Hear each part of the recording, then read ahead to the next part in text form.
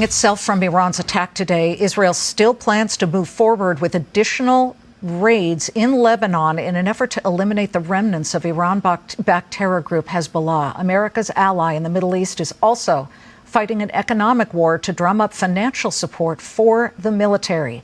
Israel Bonds kicking off its Invest in Life initiative. Basically, what they do is they ask supporters to invest $107 minimum in Israel bonds. And there's obviously some important meaning to 107. Honors the nearly 1,200 people who lost their lives on the October 7th attacks last year, but pays homage to the 107 hostages still in captivity. Now, due to the escalation in tensions, Moody's downgraded Israel's credit rating 2 notches today from A2 to Baa1. That's usually reserved for countries that are way less developed and economically successful than Israel. So will this affect people buying Israeli bonds going forward? Joining us now in a Fox Business exclusive is Israel Bonds President and CEO Dani Naveh. He's live from Tel Aviv. First, Dani, thank you for being here under such difficult circumstances. We saw the dozens of missiles over the skies of Tel Aviv. How are you doing? Thank God. We are all fine, and I can tell you that our spirit is very strong and steadfast. And Israel is at war against Iran's axis of evil. And Liz, let's not be mistaken. This is not just a war between Israel and Iran, or Israel and Iran and its terrorist proxy organizations. For the Iranians and their supporters, Israel is the small southern, and the United States is a big one. And we should stand against these forces of evil together. And I'm confident that we will prevail and will win this important war against the enemies of civilization. Listen, that all may be true, but as the escalation continues going into Lebanon now with these targeted raids, that expands the entire situation beyond the Gaza Strip. My question to you is, are people buying fewer Israeli bonds or more? What has been the response? I can tell you that the response, since the war broke out on October 7th, on that heinous day, shortly after the terrible atrocities were committed by Hamas, and today as well. The sales of Israel bonds really achieved record-breaking numbers, and the surge continued. And since October 7th, since that heinous day, probably the darkest day in the history of the Jewish people since the Holocaust, we have achieved more than $3.6 billion of investments, really record-breaking numbers. And for many people, this overwhelming desire to make a difference in Israel's time of need is inspiring, and it's continuing.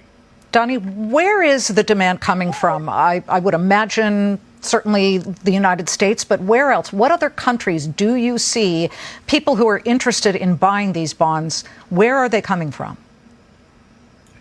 Our investors come from all walks of life.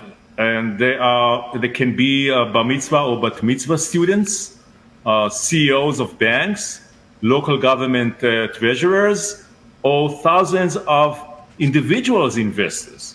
And they are all, come forward, first of all, to make an investment with nice and steady return. But you can hear from all over a very strong message that they would like to express solidarity with the United States, best ally in the Middle East. Yeah. So, folks, Israel bonds are like U.S. Treasuries. You're lending the government money in order that they take it, they use it, and then they give it back to you with a return, a yield. So the last time you were on, Dani, May 28th, the 2-year Jubilee bond was yielding about 5.12% with a minimum investment of $25,000. Now it's lower. So are our bonds, certainly here in the United States, but because rates are coming down, but it's yielding 3.81%. Where are you seeing people looking now on this yield curve for Israel bonds? Well, people, of course, on one hand, are sensitive to yields, as you have mentioned, and we follow the U.S. Treasuries. So if the U.S. Treasuries are going down, our bonds, yields are going down as well. But although that reduction in the yields, you can still see a significant demand for our bonds, for Israel bonds. And I believe that it's a great reflection of the desire of so many people to continue their support for Israel at this a critical time for Israel. People understand that when they buy a bond, they build a bond with Israel. Even if they get a lower yields because the treasuries went down, still the support for Israel is very strong and very high.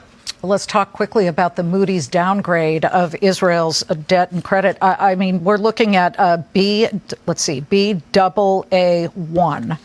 And I believe Yair Avidan, who is the former Israeli banking regulator, was telling Reuters there are a lot of issues that the country has to tackle in order just to hold on to that rating. What does this actually mean for everything financial in Israel? First, I would like to remind our viewers that S&P and Fitch still gives Israel rating around the A's and not lower than that for the time being. And the Israeli economy is still very strong. And if you want to take a professional look at such a situation, you first need to take a look at the track record. And if you take a look at the track record of Israel, even when Israel's economy was much more weaker and fragile and the debt GDP of Israel was much, much higher, Israel always kept its payment for investors. And I'm optimistic it will be the same this time as well, and that following this war, following our obligation to dismantle the terrorist organizations, Israel will be more secure and more prosperous than in the past.